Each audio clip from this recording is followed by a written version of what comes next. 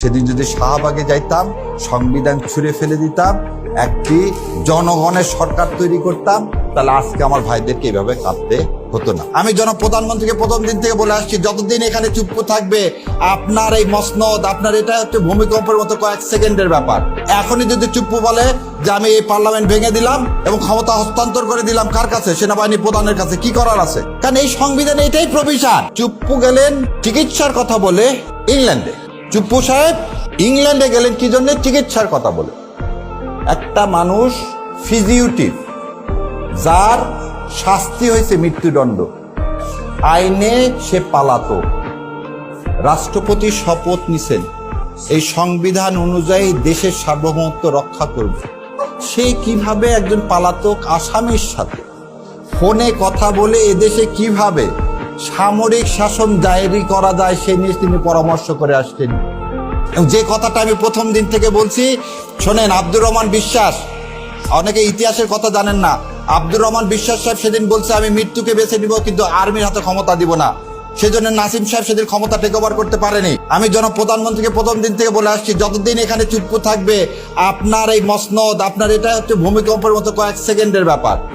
এখনই যদি চুপ বলে যে আমি এই পার্লামেন্ট ভেঙে দিলাম এবং ক্ষমতা হস্তান্তর করে দিলাম কার কাছে? সেনাবাহিনী প্রধানের কাছে। কি করার আছে? কারণ এই সংবিধানে এটাই প্রভিশন, এই সংবিধানে এটাই প্রভিশন। আপনি দেখলেন সেই চুপ্পু এই কাজটাই করে আসলো। আপনি আবার কালকে বলতেছেন উনি চিকিৎসার কারণে পদত্যাগ করতে পারে, দেশ থেকে বের হতেই পারে।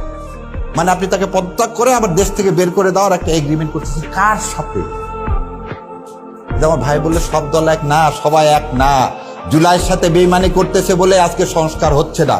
জুলাইয়ের সাথে বেইমানি হচ্ছে বলে এই ভাইয়ের সন্তানদের এখনো বিচার হচ্ছে না। এই চুপ্পুরা এখন এখানে বসে আছে। এই এস্টাবলিশমেন্ট এখনো আমাদের বিরুদ্ধে কাজ করে যাচ্ছে। সো এই রক্তের বিরুদ্ধে দাঁড়ায় আছে কে? এই কনস্টিটিউশন। এই কনস্টিটিউশন যতক্ষণ আপনি এই অবৈধ ডকুমেন্টটাকে যতক্ষণ পর্যন্ত সংস্কার না করবেন, অবৈধ ডকুমেন্টটাকে যতক্ষণ পর্যন্ত আপনি বাতিল না করবেন, বৈধ বাংলাদেশের জন্ম হবে না। 16ই ডিসেম্বর সেজন্য আমি বলছি পরাধীনতার শুরু, বিজয় আসবে যেদিন এই ভারতের তৈরি ডকুমেন্ট ফেলে দিবেন, সেদিন আমার সন্তানদের রক্তের দাম দেওয়া হবে এবং আমরা একটি স্বাধীন সার্বভৌম বাংলাদেশ পাবো। আর যতদিন আপনারা চুপ্পুদেরকে রেখে দিবেন, এই সংবিধান রেখে দিবেন, ততদিন এদেশের মানুষের আশা আকাঙ্ক্ষা পূরণ হবে না। সুতরাং হয়তোবা সময় খুব কাছে, আবারও রাস্তায় নামতে হবে। কারণ এই বিপ্লবের ফল আমরা ঘরে তুলে আনতে পারিনি। সবচেয়ে বড় ভুল সেদিন বঙ্গভবনে যাওয়া। সেদিন যদি শাহবাগে যাইতাম, সংবিধান ছুঁড়ে ফেলে দিতাম, একটি জনগণের সরকার তৈরি করতাম, তাহলে আজকে আমার ভাইদেরকে এভাবে কাঁদতে হতো না।